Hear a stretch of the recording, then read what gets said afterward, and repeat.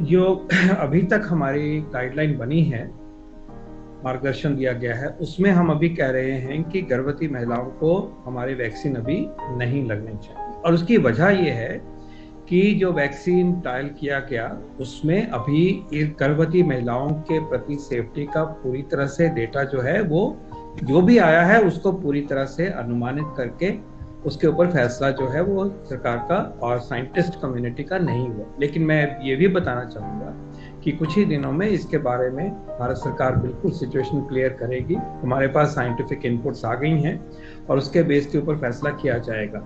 और ये धीरे धीरे साफ होता जा रहा है कि कोविड-19 के जो वैक्सीन हैं वन आफ्टर द अदर वो प्रेगनेंसी में सेफ पाए जा रहे हैं। हमें उम्मीद है कि रास्ता साइंस के आधार पे, डेटा के आधार पे हमारे दोनों वैक्सीन के लिए भी खुलने की उम्मीद है। लेकिन थोड़ा इंतजार करिए।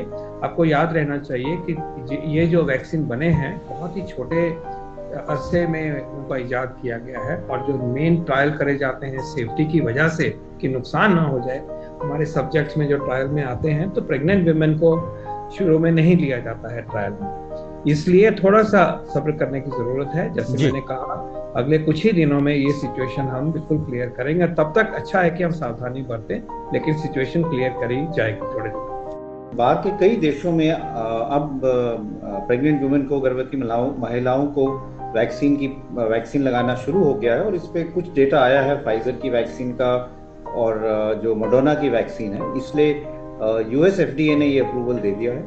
अगर हम देखें तो कई एसोसिएशंस भी यही चाह रही हैं कि अब हम प्रेग्नेंट वुमेन को भी वैक्सीनेशन लगाएं।